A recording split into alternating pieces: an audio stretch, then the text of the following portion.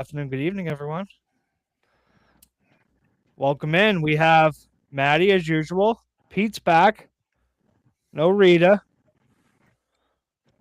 Re- Rita's not going to be joining us today. Oh yeah. Rita had a great day, but she's going through an anxiety attack right now. Oh, that's not good. It's not good at all. Rita, best wishes to you, doll. Hope you get through it okay. Oh, Maddie, what's going on over there? What are you snacking on? Some pretzels.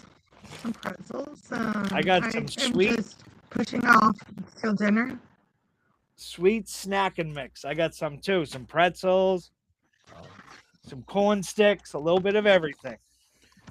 I'm good. I got nothing over here. I'm good. I already ate. Pete so- already had his before. Pete's the professional, as you can see. We're not. Maddie and I are not. We're not used to this. I'll get him on board. I'll get him on board. eventually. And as usual, we're a couple minutes late. We're live. We're live here in the Riverside studio. We're live on Facebook, and we are also live on YouTube right now. And I appreciate everyone joining. Every week we're getting together as a little community here that we're building. Pete, Maddie, and I. And we're excited. We're excited. Tonight we're going to talk about self-harm, right, Maddie? Self-harm. We are going to talk about self-harm. Yep. We are, because it is Self-Harm Awareness Month. The first was Self-Harm Awareness Day. So I'd like to shed a little bit of education on that. That's perfect. That's Sounds perfect. good. Every week we're going to try to have other people on. If anybody's listening and wants to join, they can always DM me, Maddie, or Pete, and they can join us. Everyone's welcome. We're building a community here. Maddie has her community, Pete has his, I have mine. Now we have ours here. So we're merging them all together. We're having fun with it. And I just want to let people know, right? Maddie, Pete, myself, we're not professionals, but we have lived and we are living through it. I'm in school to be a professional. Maddie's am. currently in school with her. So Maddie's like No. nonstop from 4:30 in the morning till 10 at I night guess every I am night. a professional. I work in behavioral health. Yeah, I'm yeah. a Maddie's qualified professional in peer support. Maddie, exactly. Maddie is a qualified professional with peer support. Pete and I, we're just living it, Pete. Just We're living just it. here, man. We're just here, man. I'm just here. And that's the greatest thing, right? We're all here. We get on, we talk about our mental health. So, Maddie, talk about, I think it was how long is are you celebrating Yeah. no more self-harm? That's awesome. I think you said 2 I'm years. 2 years, and March is now 2 months that I Awesome. am free from self-harm, which was a lifelong battle for me. And a lot of people talk about self-harm and they say things like, oh, you just want attention and things like that, or just stop. But it's really was never about attention seeking for me. It was about, I had this immense pain deep down inside, and I wanted to either in the pain and feel something different, or distract myself. It was like it was an unhealthy coping skill, and it was never about attention. I was really bad about, I have scars on my legs. I did it on my legs. Um I hide it today. But I'm not ashamed of it because it just shows my resilience and all of that, that I'm able to get past that unhealthy coping skill and be a survivor. Yeah, and that's the good thing, right? Talking about it, you're able to talk about it now. And I find sometimes, we take those unhealthy ways we deal with things, right? And when you start getting healthy and you start building your community and start talking to others, right? You sometimes start feeling,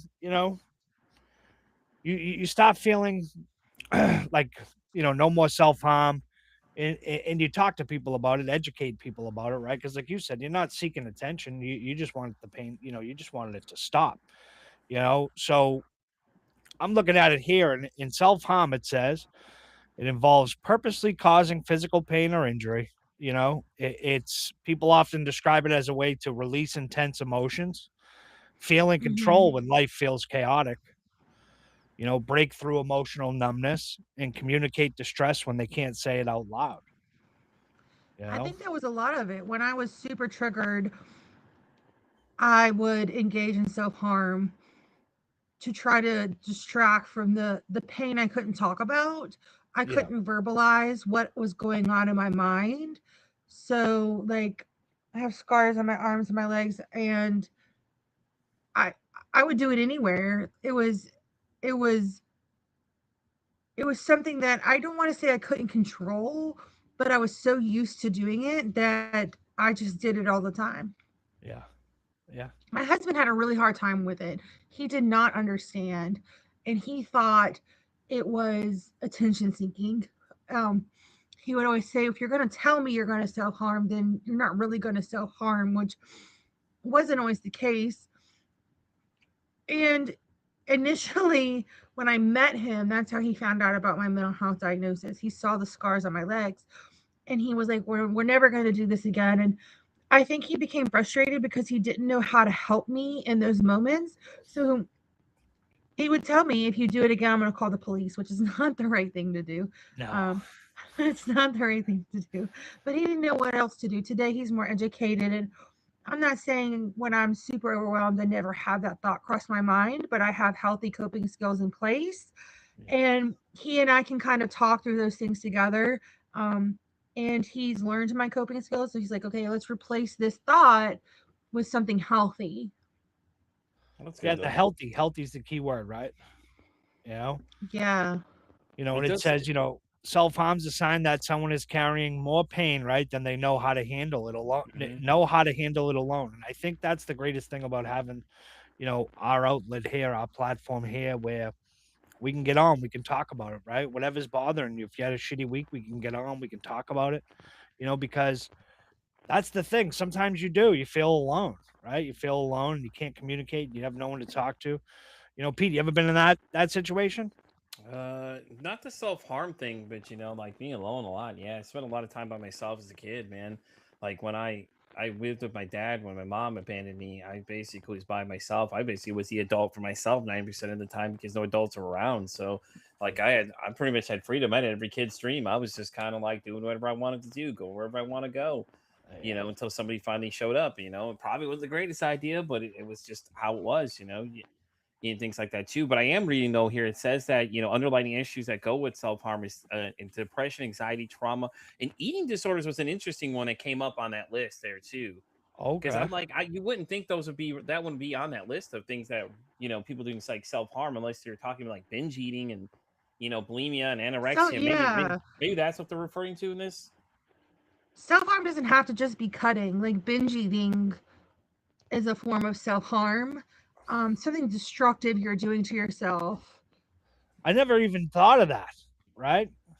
I didn't either until I'm looking at some of this because I'm looking at some of the things that says examples of self harm behaviors include cutting, scratching the skin with sharp objects, burning with matches or cigarettes, hitting or punching oneself or walls, head banging, inserting objects into your skin, and picking at wounds, which is an interesting one too because it's like you don't really think of that one as a self harm form, and it's kind of interesting when you really start looking at some of these things. I started with cutting, and then when I got really bad, I would scratch my skin so deep I have scars. It would be like infected and everything. So there's a lot of different ways that you can self harm. Not that I'm saying you should go out and do these things at all. We're just discussing the different types of ways so that you can recognize this in your loved one.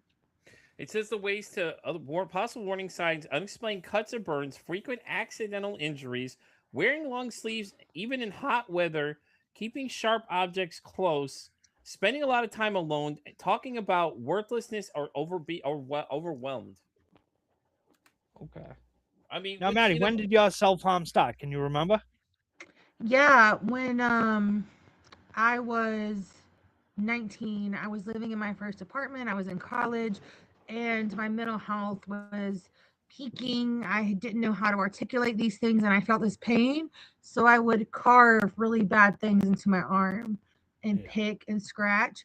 And that's how it started for me. In my 20s, it was really bad. Um, in my 30s, it calmed down a little bit, but from about 18 to 35, that was my coping skill. yeah. Now, how do you deal with it now, Maddie? What are some, healthy outlets that you use? Well, I think talking about your emotions, as difficult as it may be, is the first step. You know, finding someone safe, whether that be a professional or a loved one who's safe. You know, journaling to get it out there if you can't talk yet. I had somebody gave me this really cool app today. It's called Ash, ASH. It's AI, but it's for mental health. And I Oh, honestly spent 2 hours on it. It's CBT. Like they take all the data from CBT and put it into this app.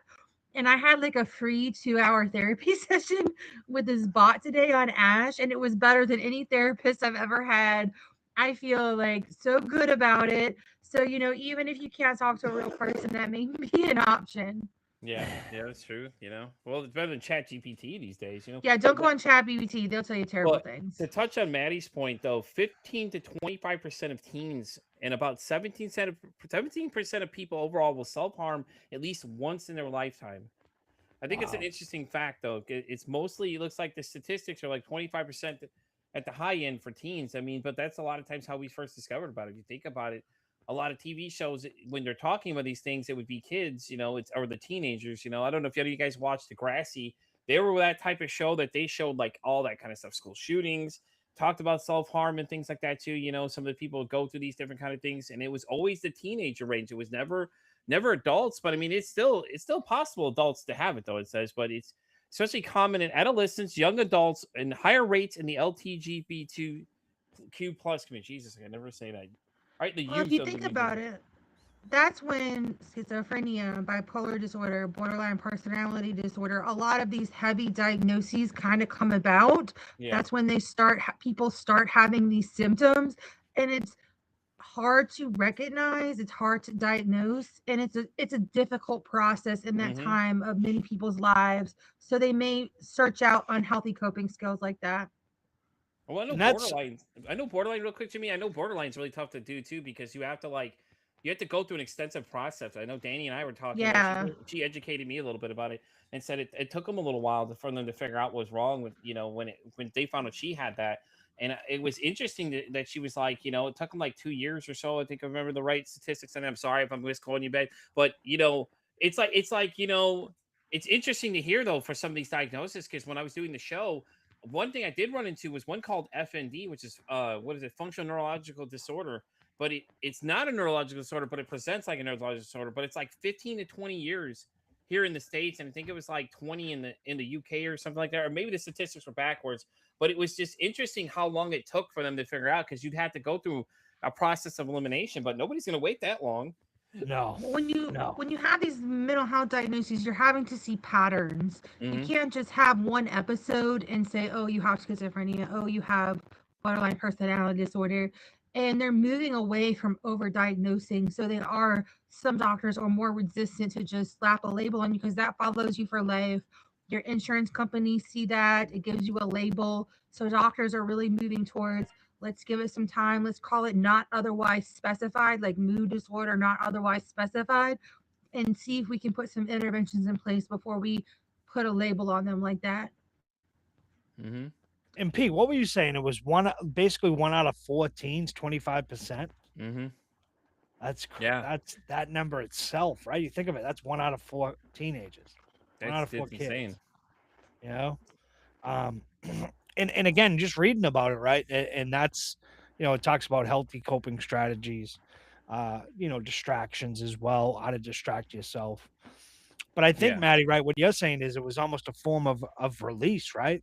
It Like it was, was for me. like once you started, it was almost like, like sort of like if when you're pissed, you scream and yell, right? So it's a form of getting it out, releasing because you don't have Mm-hmm. somebody to talk to, or and that's the I hardest can, thing, with mental health. I'm finding is that there are so many people out there, right, that have nobody, that feel like they have nobody, and that's the hardest thing that sits with me because I remember going through mine and being depressed and anxious and saying to myself, I'm in this alone. But then when you come out the other side, you see it. There's people that are there for you, people that you can talk to, whether they're professionals or family. But it's and then we have each other now. We have this community we're building, which is great, and I just hope Rita, if you're listening, hope you're okay.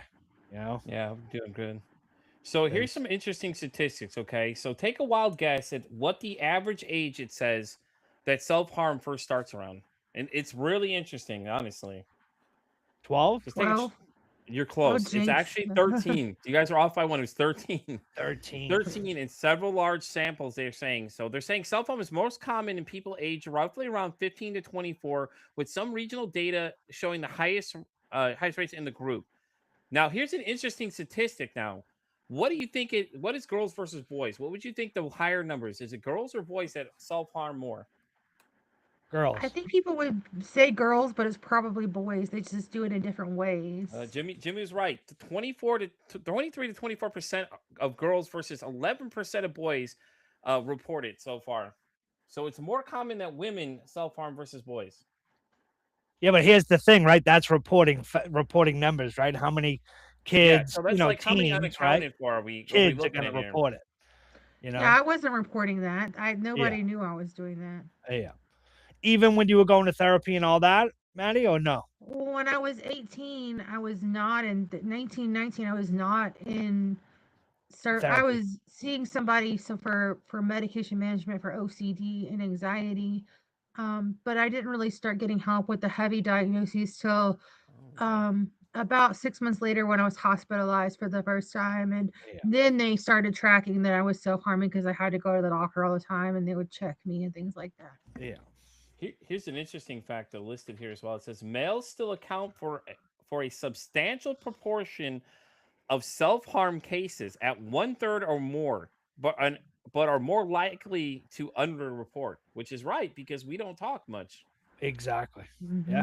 So it's like I get these are just kind of general numbers, but it's just interesting to see some of these like statistics of the things they have data wise. Just but it's funny because we're 11%, but we're a more substantial proportion of it is us. It's crazy part. It's like we take a majority of though, but we're not reporting as much. So like it's like that's crazy though. It's like how does that make any sense? But I mean, it is what's happening though. Well, it goes in that statistic that women are more likely to attempt suicide, but men are more likely to succeed.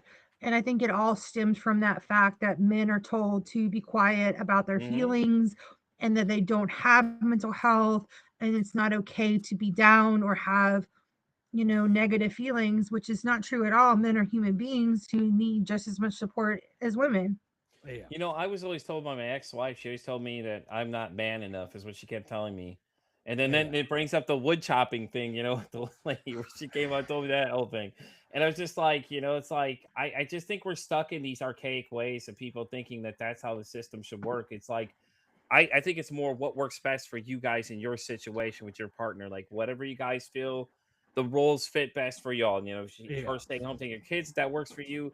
Like I think it should be a situational thing. I don't think everybody should be in the same cookie cutter situation because a lot of us aren't manly men like that. We're not trying to be super big dickheads about everything and be alpha male, which to me is just still a questionable thing if you think about it. Because if the alpha male is the almighty male, then why can't he talk about his feelings? You know what I'm saying? Like to me, that just seems like flawed in this system. Like if this tower system of us wanting to be better than the other one, then we should be able to talk about that. That would put you ahead of everybody. In my thoughts, is what it is. But it's just it makes no sense because it's what society tells us to do. And then God forbid you bring in social media, and then the world just takes off running from there. That's the big thing you just said right there, Pete, right? The society tells us, right? And I think right now people need to realize that society needs to start telling people that it's okay to talk about your feelings. You know, it's okay. It doesn't make you less of a man. It doesn't make you less of a woman because we're losing too many men, too many women to suicide every day. And we don't need, we don't need that because people can talk. They can talk. They can talk about your feelings, And I think sometimes some people, right, like you think of a teenager, right, for fear of, one of the things I would say is for fear of getting in trouble, right, from mom and dad. Mom and dad again, I'm going to get in trouble because I hurt myself, and mom and dad are going to be pissed. So let's keep it to myself. And but that's not the case. Your parents, whether you're a young kid, they love you, they care about you, they don't want to see you harming yourself. You're not going to get in trouble. Just talk about it. Open up. Open up. Interesting statistic listed here, but now we're talking about suicide. People that self-harm are 3 to 3.5 times more likely to attempt suicide than those with fewer episodes. Because Yeah, I can see that. what they're saying though is that they're saying that if it's not addressed or handled, that's what it's going to lead to, because Lead they're going to to. keep going looking for that bigger rush and everything else that they get from it, and things like that too, and then eventually they're going to end up doing something that's going to hit that mark where it's like, okay, well now you're falling into a suicide attempt versus just self-harming yourself. Yeah. Or accidentally dying by suicide. So say Mhm. they have a self-harm pattern and they change it up and they unintentionally die that way from self-harming because they were trying to escalate how they self-harm. Yeah. Yeah. Because the interesting statistic here, though, is it says cutting or carving the skin is a common reported method. It's 45 to 80% of those people who self harm in various studies. Is what they're saying. So 45 to 80% of people reporting that they're either carving or they're cutting their skin, which would lead to exactly what Maddie was saying. It's going to get to that point where they're going to do the one too many and cut it the wrong way, and then Right. they're going to have that accidental, what they never intended to do. They just wanted to escape the pain, and then it's like you just escaped it permanently at that point, and it wasn't their intent in the beginning. Yeah, and escaping the pain, that's the biggest thing, right? Mhm. Even with self-harm, and then, when you talk about suicide too, people don't realize, when you're suffering mental health or, and you're going through it, right? You get to the point sometimes where it's like, this is it, right? I can't take Mhm. anymore. I can't take any more of this, right? And it's all on your shoulders, and you often feel like the weight of the world's on your shoulders. There's no outlet. The only way to do it is to, commit suicide. And I'm telling people, by the grace of God, I'm still here. And one of the biggest things I look back on and I say is, I had such a community around me of people, but I still felt that I wasn't man enough that, to talk about it, to say how I was feeling, and I Now, was at this time I was going to therapy too, you so know. let's explore that really fast. So you didn't want to talk to anybody. Was it more because you felt like they wouldn't be able to handle the conversation, or do you think that they would just not listen to you? I think, for me, they wouldn't be able to handle the conversation. And also too, Pete, one of my biggest things was the fear of like, okay, I'm going to tell somebody and then I'm going to end up, in the hospital. I'm going to end up, in situations, in places where I don't think I needed to be, right? Yeah. But I look back and I'm like, sure as hell, those are fucking places that I needed to be at that point in time. You know what I mean? Yeah. Stubborn to it, and being a man, it's stubborn, right? You're like, hey, I can do it. I'm good. I'm gonna make it to tomorrow. And then, Maddie and I talked last week, Pete. Like one of the biggest things for me was making sure, taking a shower, right? Like shower was my kryptonite when I was going through it. I couldn't Mhm. shower. You know, it was like stay away from the shower. I couldn't shower, and Yeah, my ex was like that too. She didn't like the concept of showering. She's like, I don't like the water touching my skin yeah, and things. So I'd have to like talk her into taking a shower. Like you gotta take a shower. You gotta take care yeah, of yourself. yeah, And there's some days it was just like it was a fight to get her to go to bathe, and it was just like people don't think that's like it's that big of a deal, but it is. It's really it is. you're not taking care of It's yourself. hard. Yeah, I And yeah, she's like, struggled with showering and brushing my teeth as well, and it was the task of getting up and doing it. It mhm. and was doing just it. Yeah, I didn't have the energy. It seemed unreachable. And now, then I got out of the habit, and my husband, he would have to have those conversations. Maddie, you have to shower. yeah, Like, this is a problem. Maddie, you have to brush your teeth. Like, Yeah. you yeah, have to take care of yourself. And he would have to physically make me take a shower sometimes. yeah. And that's the powerful thing, right, Maddie? He's there, he's beside you, and he's still, pushing you, helping you along with everything that's going on, right? Making sure you take a shower, having those conversations, right? Mhm. And it's sometimes, right, people may not understand this, but it's a uncomfortable conversation, right? Of hey, you have to shower, right? But those uncomfortable conversations can lead to breakthroughs. They can lead to Yeah. so much. So sometimes having those uncomfortable conversations a key, because I And hated it showering. just, yeah, it I just had showed me the wipes, I shower. had body spray, I had everything you Yeah. could imagine to the point where I was like, nope, I can't do this I anymore. I The took body showers more spray than and the most people white, oh, should. They used to What'd you call say, me. Make it Pete? a. They used to call me pretty princess back in the day in high school because I take a shower all the time. All the time. You couldn't stop me from getting in the shower. Like I was Aquaman. Like freshman year of high school, I had a pool in my backyard. Like where I stayed in the sunroom is where I was at because me and my dad were living in Southern Illinois. And like you could go out the back door and like it wouldn't bother anybody because the door is right there to the patio and then the pool's there. So I'd go out in the pool every single day, dude. I didn't care how cold it was out there, except obviously we were getting to sub-zero temperatures. Maybe not a great idea to be out there, but like I'd go out there every morning, just jump in and come back inside and get ready for school, and things like Yeah. that too. And that was just things to get me going for the day.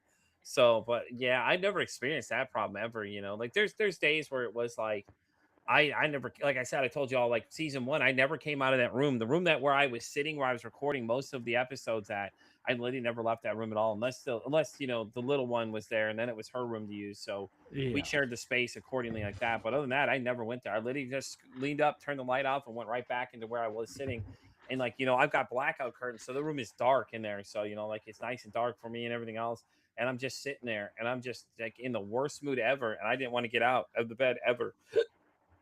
Now, how did you turn it on, Pete? How did you turn it on when you had to record?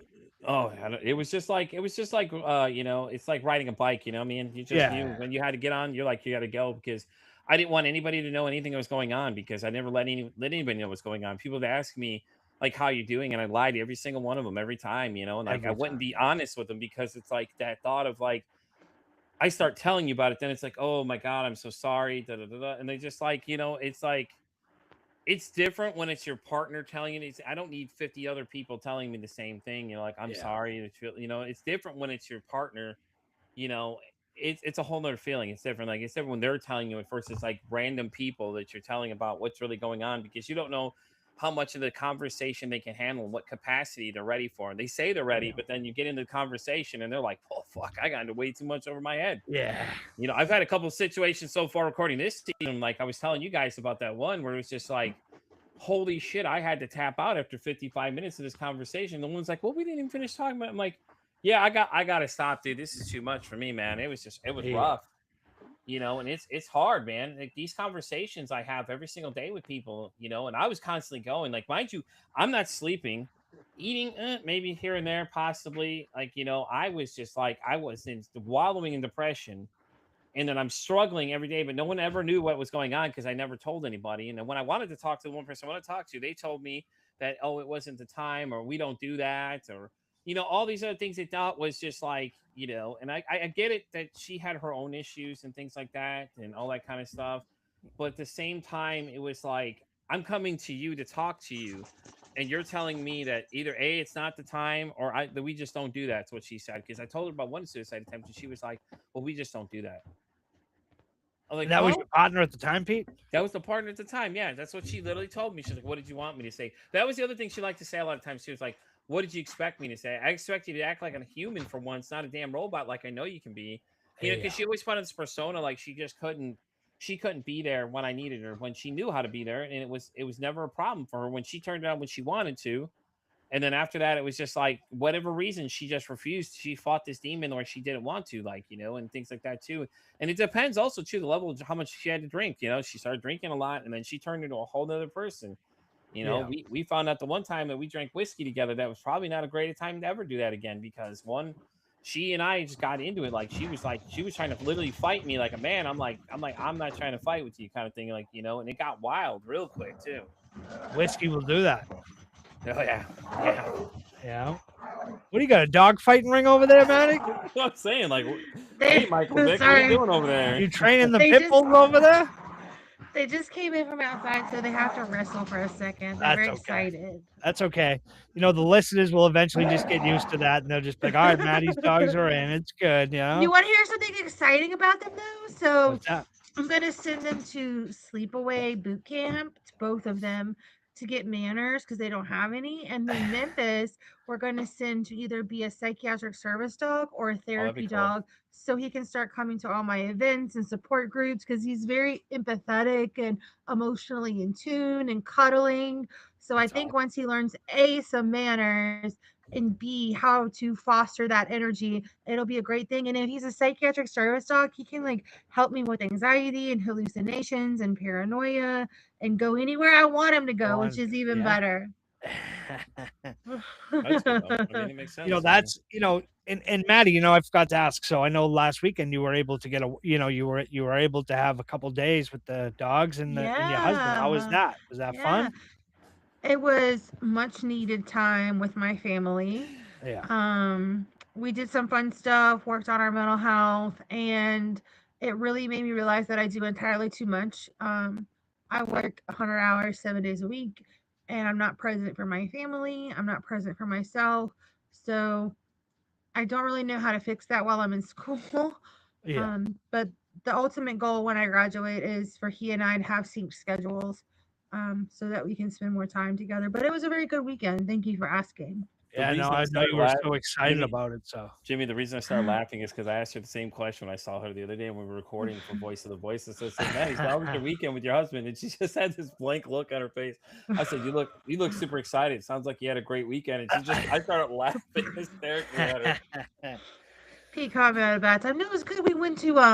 We drove to Pittsburgh, which is a little town where I'm from, and went to like a little coffee shop and a bakery, and then we drove to Chapel Hill where I go to school and walked Franklin Street and had lunch and like diddled around, and then Sunday we just kind of hung out with the puppies. It was their birthday, and yeah, he made them a cake and all the things. So it was a good weekend. that's awesome. So you got some quality time, you know, It made me quality miss time. having my time with them. I Yeah. think my coping skill right now is distraction, and for me, that means working in school, which is not healthy. I hear that all the time, Yeah. but I have to have insurance. I have to pay my bills. I want the nonprofit to grow. I love doing all my work, but I've got to try to find that balance. Work has always been a coping skill for me, but it's not the healthiest thing to do. I've got to Yeah. find ways to sit in silence and be present and Yeah. just be.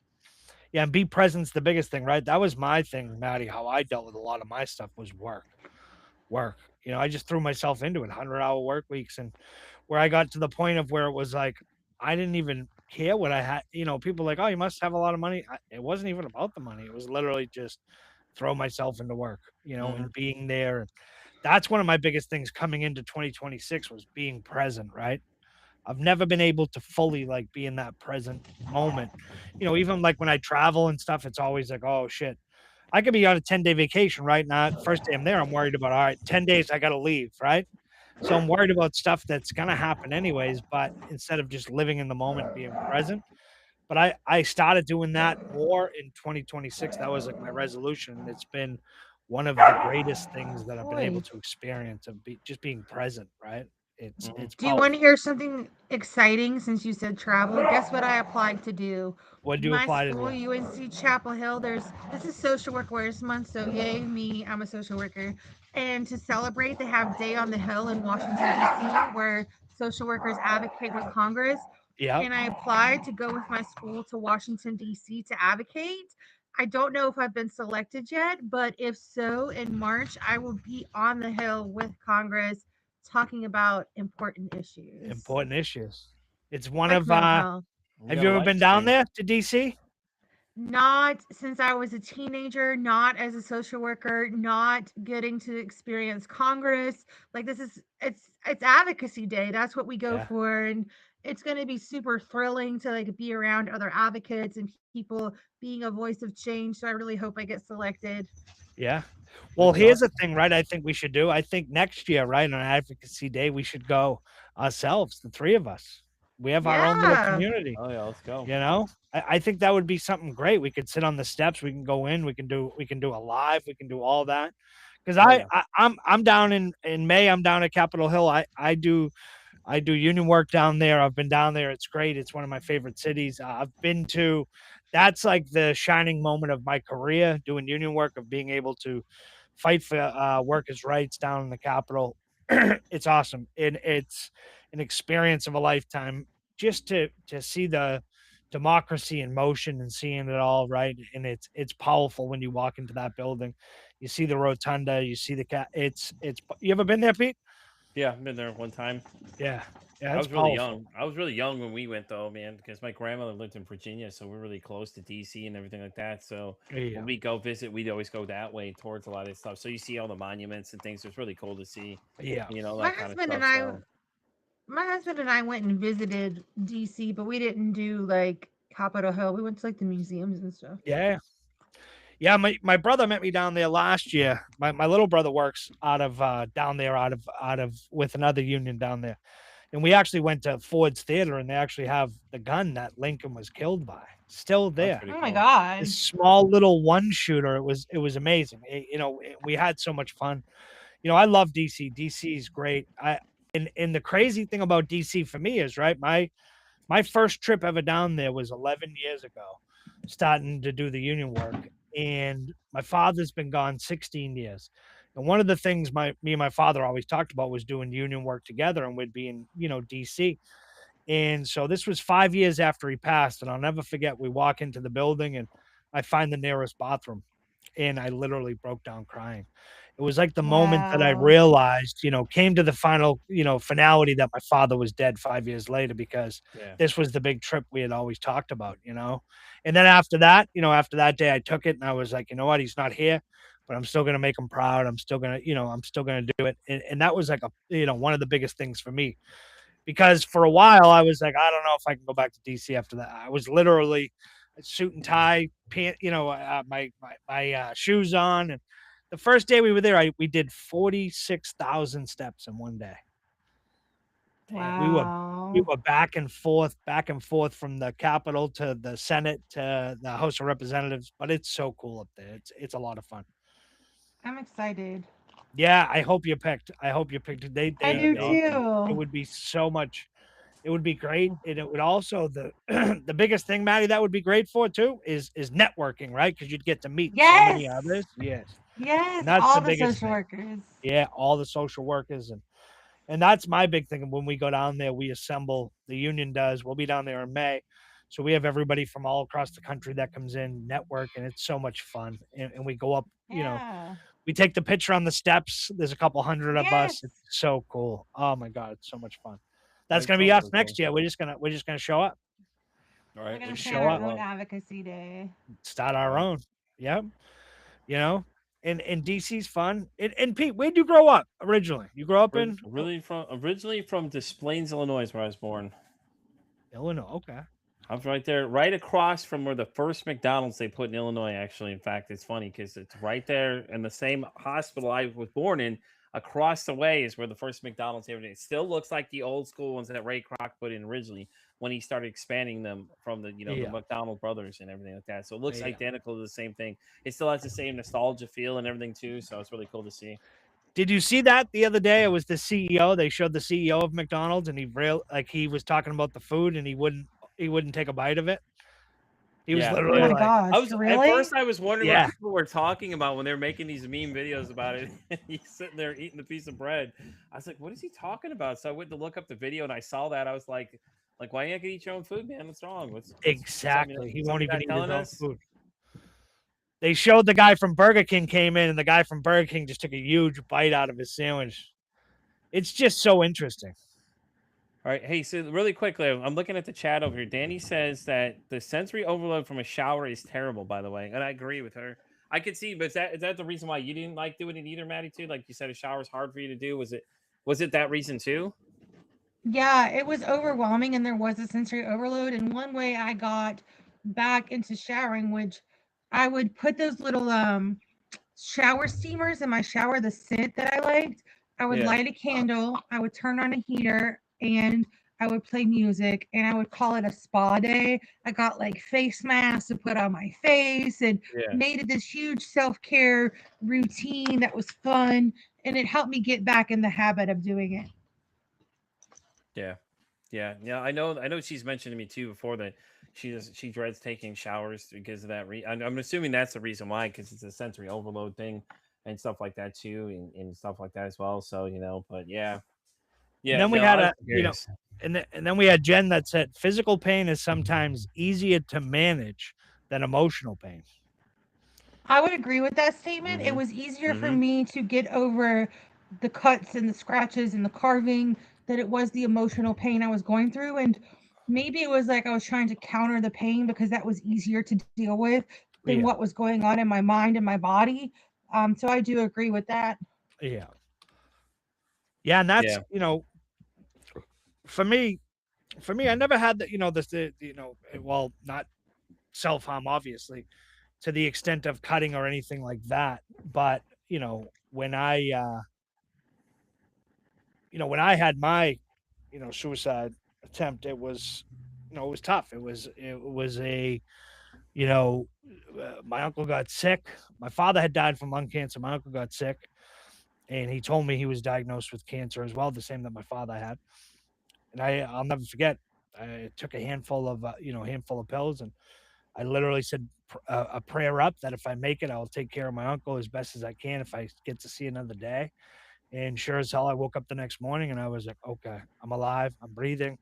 And, I was just so, you know, when I got healthy and I was able to process it all, I was like, just a brief, decision, right? A quick snap decision of taking this, handful of meds, and it could have been over, right? It could have been over where I could have just, either reached out to 988, could have just grabbed my uncle and held space and hugged him, and because I think back, right, and I'm like, my uncle's sick. He tells me, so I do that. So now what? If I had passed, my uncle's still going to be sick. Now they're going to be mourning the loss of me. Like it was Mhm. just like, So my big thing is people. I'm here. Pete's here. Maddie's here. You guys have our social medias. You have everything. If you ever need to reach out, if you ever feel like you have nobody, you can call, text. 988's a big one, Mhm. right? Because that's why we have this talk every Wednesday, because we're building a community to let people know it's okay to speak up. It's okay to speak out. Shout it from the mountaintops. If you're not feeling good, let people know. Don't Right. hide it. You know, I hid it for so long, and all it did was send me deeper and deeper and deeper into this dark place where Mhm. I was so suicidal for so long. And it yeah, was because society shames us for talking about our mental health. yeah, It shames us for having things that are out of our control. And I'm going to shout for people who can't shout yet for the rest of my life, yeah, and build communities and normalize the conversation, because why can I say, oh, I have a cold, but I can't say I'm having a bad mental health day? That just makes yeah, no sense to me. yeah, It's people unequipped. Like I said, we don't talk about it enough. People, I don't care what people say. We don't talk about it enough. I still argue to this day that we don't talk about it enough, because the reason is when you talk about it, people start saying crazy shit to you, like they said to Maddie, and like all these other posts. We watch them say all these like obscene things to people, and it fucking drives me insane. And then you see these videos about, oh well, after you kill yourself, you'll the day pretty much goes on without you. And I'm like, you're not helping with these things. Like all these videos and all these things you think are helpful, they're really not. And no, then it was the guy, oh, I haven't seen you guys, so I haven't been able to tell you, but there's this guy on TikTok. He was talking about depression. He's like, go back to when you're 18. It's like, well, listen, what if 18 was a horrible time for me? Why do I yeah, want to go back to, he's like, that was his reason how to fix depression. I'm like, oh my God, you need to stay at I arm's was length away depressed from as me shit further. when I was 18. But you know what I'm I was saying? Like he's telling horrible. people to go back, and I'm like, bro, I hope this is not the advice you're giving people. You need to really you really need to stop talking. And I had to distance myself. Then he got mad. He's like, well, you blocked me, and I'm like, yeah, man, because what you're saying, I can't be a part of. Like, I'm sorry, but like, there's too many facts. Like, you're saying some wild, obscene things. Like, you have no idea what you're telling people, and somebody's gonna take this and think about that, and they're going to follow your advice, and what it's going to happen. Like you do understand like what the chain of events could be in this situation. Like He doesn't it's know what just kind like of trauma he's bringing up. that too. And it's like, and I had a respect that I had to distance myself. I'm like, man, I just distance myself. Like I think you need to go educate yourself before you start talking to people. I like the idea of what you're doing, but at the same time, for the love of God, please stop telling people what you were saying, because it is completely incorrect. Go use Chat GPT for 5 minutes, and you'll see that what you're saying is completely incorrect. It's there's so many different things out there these days. You could literally Google most things to figure out a lot of stuff you have a lot more information that's better than what you're telling people at this moment. And I'm like, I just couldn't be a part of that. I'm like, yeah, I had to distance myself. I'm like, I can't, man. I can't, rightfully cannot stand by this. Like, I like what you're doing, but the minute you started saying that kind of shit, I'm like, I have to step away. Yeah. Like, I got to back up because that's not, I don't align with that message that you're giving out to people. And those facts, I don't know where the hell you found those, but please put them back. Like stop using Wikipedia, man. It's that's a completely optional thing, you know. Well, that's what Yeah. I love about, the space we have here, right? When we're not nobody, we're not coming on saying we're doctors or anything like that, but we're just telling you, with our mental health, what's worked, what hasn't worked, Yeah. right?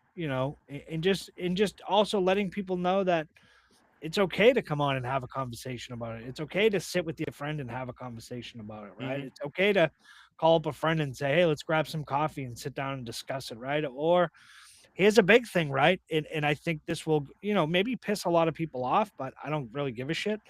Maybe when you're sitting down at the kitchen table with your kids, and you No, have you the need to. You conversation, need right? to. You I have think the, you need. I think you need you to start know, talking to our youth a little more about this. yeah, I think emotional regulation should be starting at a younger age. In fact, me and somebody else were discussing this the other day. What is his name? Um, Something Wider. I can't think what the guy's first name was, but me and him are talking for a bit. It'll come back to me in a second. But yeah, me and him are talking. So he has a podcast as well. He's out of the Florida area, and him and I were discussing that too. And I asked him that same question. I said, "How young do you think we should start talking about it?" He said that we should at least start assigning it to something, like give it something when they're younger, give it a color, give it something so they at least start understanding. He said, but when they get to the age of like 14 or so, to Yeah. start talking. And this guy, like looking at this dude before I tell you anything else about this guy, he looks like a surfer and everything else. What we find out is that he's an actual instructor at Yale University. This Oh, guy wow. is like, yeah, that's what I said. I was like, wow. I'm like, okay, like you would. Oh, Josh. Okay, Josh Waddle is his name. Okay, him and I were discussing yesterday about this, and we were talking about this exact thing, having a conversation with your kids, like helping them understand what these emotions they're feeling are. Because if we start showing them now what they are, they'll know what they are later on, and then they can have a better understanding when it gets later on. But at the same time, we always tell them to tell us when something's wrong. But when it comes to like the situation, the guest that was prior to him, we were talking about sexual assault a little bit. When she was sexually molested as a kid, it was like she went and told everybody, but everybody told her to be quiet, which was an interesting thing because it's like we always teach these kids, hey, come talk to us. But at the same time, you're not listening when they're telling you something. Oh, no, that's hogwash, or that didn't happen, or things like that. And it was really interesting because it's like now you're telling them to come talk to us, but at the same time, you're not validating the fact that they're coming to talk to you and at least understanding what they're trying to tell you. They're trying to tell you something's wrong, but you're dismissing it instantly. You're not even taking a minute to think about what they're telling you could be true. Yeah. And that happened to Maddie, right, Maddie? It did. Yeah. I was sexually assaulted at 4. I told my teacher, who told me it was my fault. I was a bad kid. If I told my parents, I'd be in That shit trouble. right there fucking drives me And I told insane. my mom when I was 16. She told me I was a liar. So I Mhm. really didn't start talking about it till 2 years ago. And I haven't like sat down and worked it out yet. I need to. But Yeah. it really gave me PTSD and anxiety at 4 years old to be told something that was bad was made me a bad person. And I Bad carry person. that The fact sentiment that they with blamed me. you and said it was your fault, yeah, because I enticed somebody at 4 years old to touch me Yeah. inappropriately. Like, Yeah. give me the basis of that conversation because I'd like to tell them to shut the fuck up, honestly. Like, and mind you, when you guys get to the Holly Hag interview I did, you'll hear me go off for about 5 minutes where I get pissed because Holly and I were discussing something and it had to do with sexual assault, and she was talking about how she didn't know at all that she was even molested until she went through therapy. She was going to hypnotherapy, and in fact, her hypnotherapist kept saying, "Hey, listen, there's something else we got to talk about, but you're not ready for it." Wouldn't tell her what it was. Then it turns out that she was inappropriately molested at 3. Her brain shut it off so she wouldn't remember the moment, which is normal to happen. After talking to a neuroscientist, we were talking about that too. In fact, we were touching on that a little bit where they said that it cuts it off so you don't remember, but you remember the feeling. Like, we always say the body keeps the Yes. score. We talked about that So with Renee on the that's Voice of the right. There you go. Voiceless. There you go. That's what we were talking about. Yeah, it was with Renee. We were talking about that, and it was just like, it was just crazy because it was like, Voice of the voiceless. Check it that's out. this week's guest for this week is actually a friend of Maddie's that came on. She was really cool though. We had a great time talking to her. She's an expert in narcissistic abuse. She's a trauma counselor. She was my maid of honor in my wedding, so check her out. Yeah, she was really cool though. We had her on and we were talking about that exact thing, and it was just like, but you hear me go off in this interview, like I stopped for a minute because Holly's telling me that somebody was picking on her. And I said, hold up. I said, hold on a second. I took the mic and I'm looking at the screen and I'm like, you know what, you motherfuckers. And I just start going on this 5-minute rant. And then Holly's like, well, thanks, Pete. I appreciate that. Like she didn't know what to say, but I was so pissed. I'm like, are you fucking serious? You're sitting here giving this woman a hard time? You know what I found being so open and honest about this, especially on like podcasts and stuff, is this is really common. The amount of other people I talk to who have been sexually assaulted and shut down as children is out of this world. It is. It's ridiculous. It's just crazy. Look, we had, I don't know if you guys know anything about, here in Boston, right? We have the Catholic Church, the Archdiocese of Boston, and for years, right? Hundreds and hundreds, probably thousands of kids molested by the priests. And they just swept it under the rug, swept it under the rug. And that dates back to shit, I don't even know, but the 60s. I remember reading stories about it in the 60s and 70s, and the way people looked at the church, right, was like, no, they can't do any wrong. The priest would never do that, right? So here you are saying all these kids, and then reading about it, right? It went all the way back to Ireland, and it was just going on so rampant in the Catholic Church with priests, right? People of power, people that you would never think would do anything like that, right?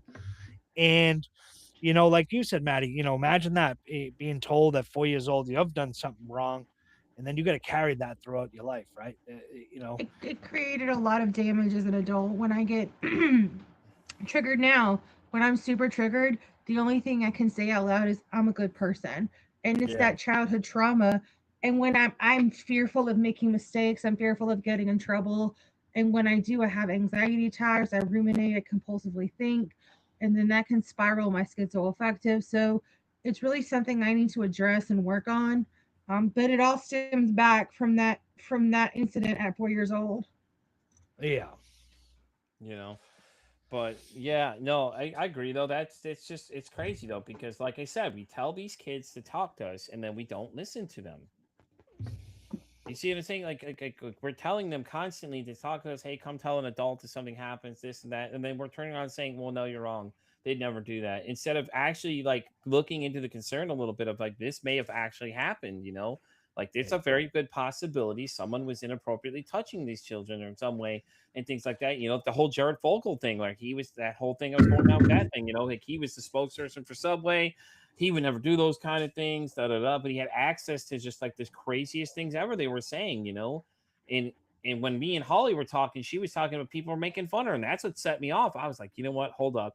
I literally paused the interview to look at the camera and start going off for 10 minutes. And like, she was just like, I think she was more shocked that I just got so mad because I was just like, dude, it just pisses me off. Like, how are you going to give somebody a hard time about coming out about being touched inappropriately as a kid? It's like they didn't ask for these fucking things. They didn't ask for all the trauma that comes with it. You know what I mean? It's like, well, look what they do to the women who come out as adults. They shame them. They tell them they're liars. And that's why so many women don't come. I didn't come forward with my adult sexual abuse.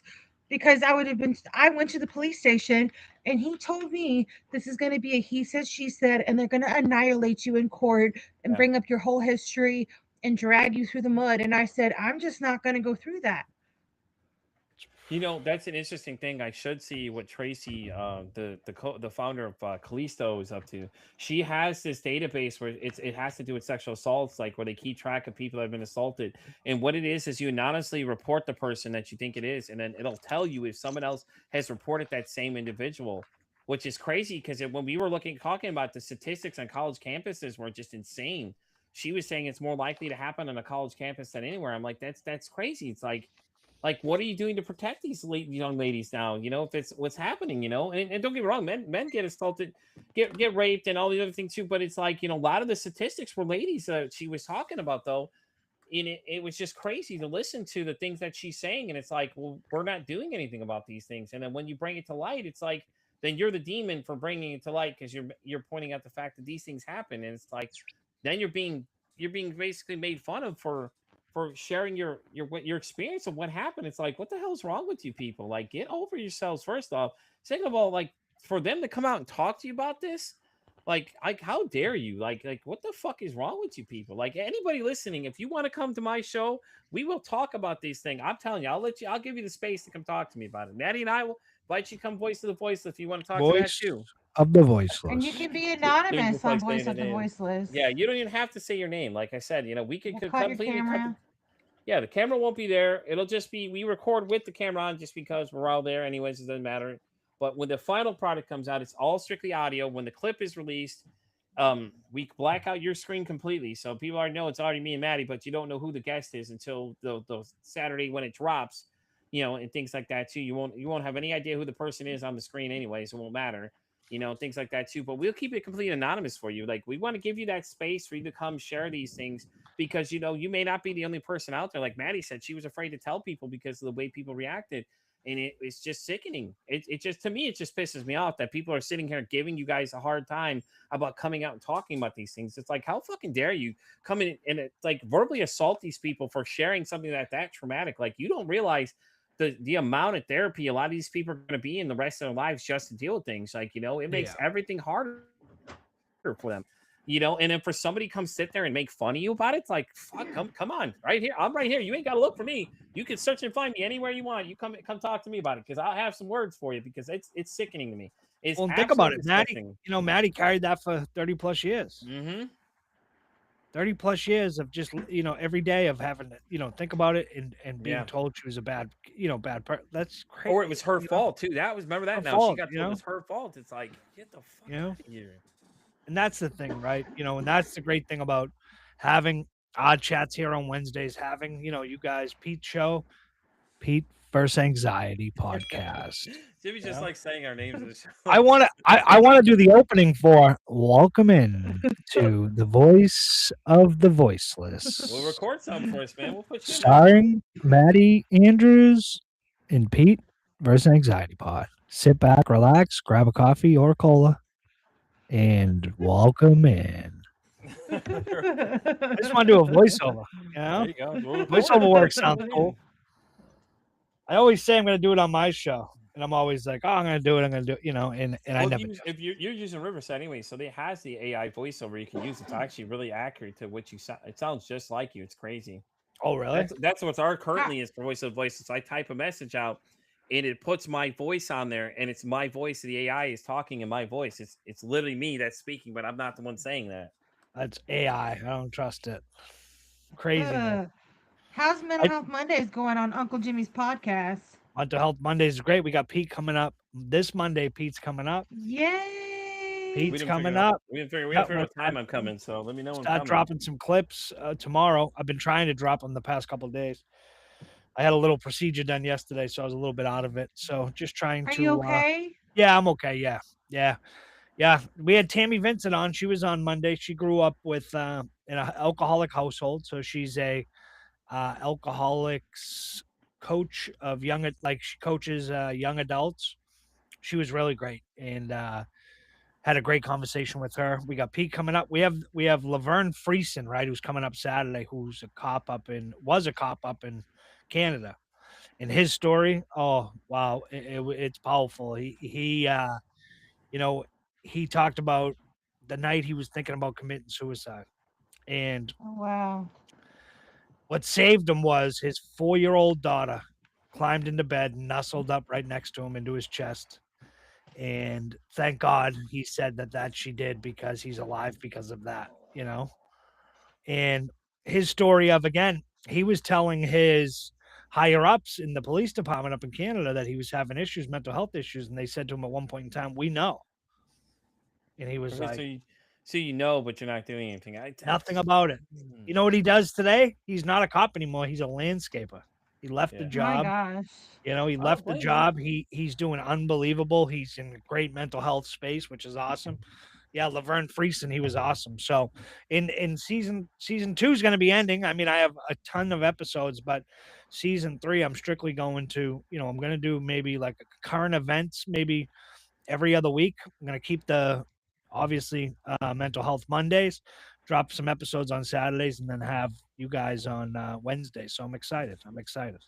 I'm an Gotta overachiever, keep man. this going I'm until we still smash every stigma there is. still 3 days a week. Boom, boom, boom. And speaking of which, season 3 is already out now, guys. You can go check out Rise of the Check it Phoenix. Listen, out. Rise of the Phoenix. I'm telling you right now, if you haven't listened, you haven't checked it out yet, you need to go check out this episode. I'm telling you right now, this conversation, I'm literally speechless at the end of the conversation, literally by the statements of the sequence of events of what got said to me at once.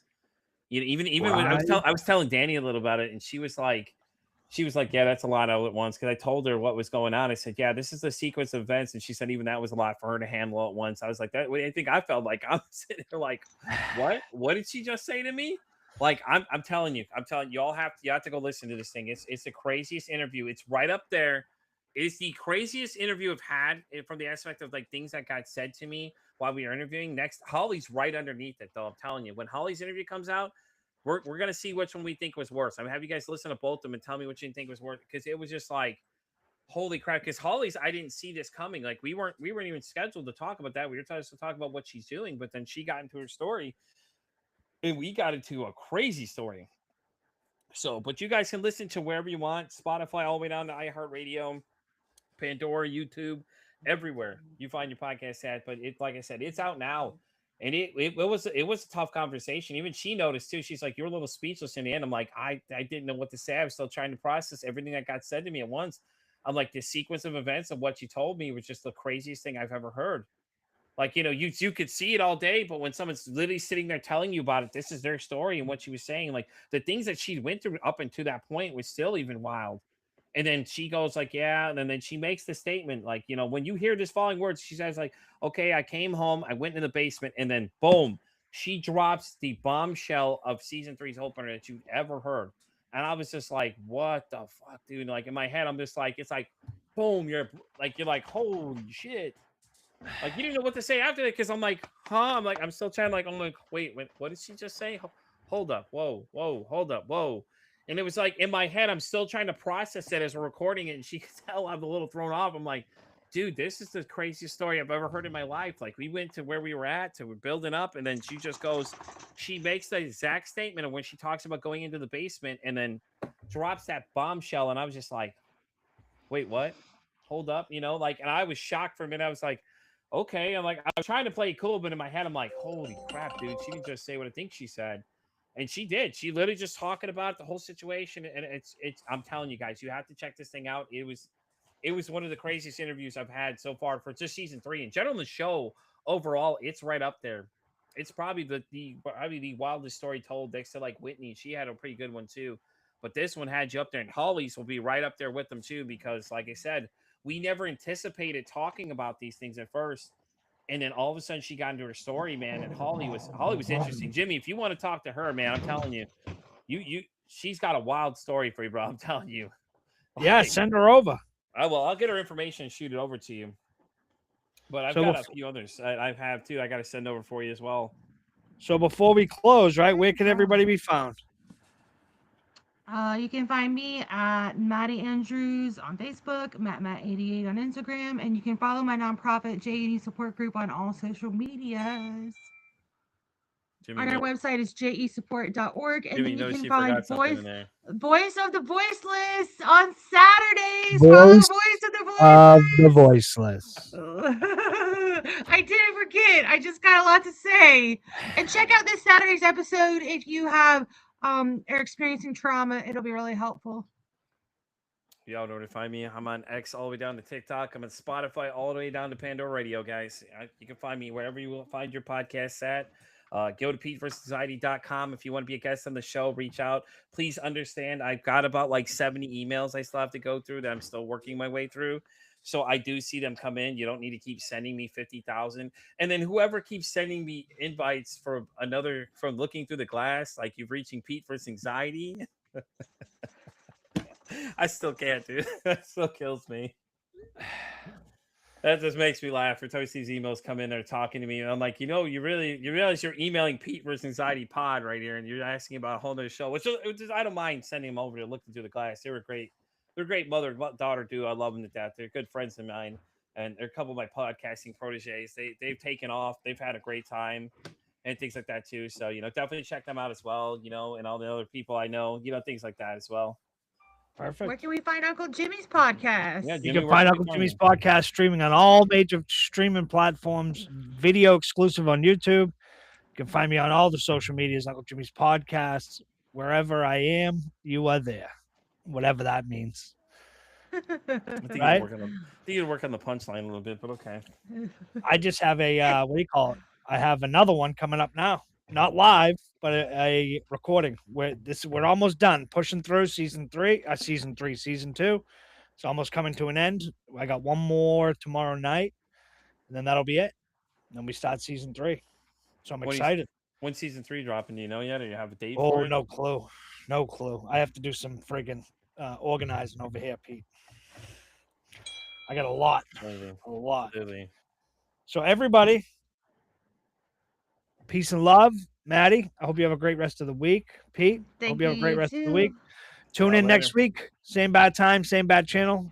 7 o'clock on YouTube, Facebook, wherever you can stream. We're there.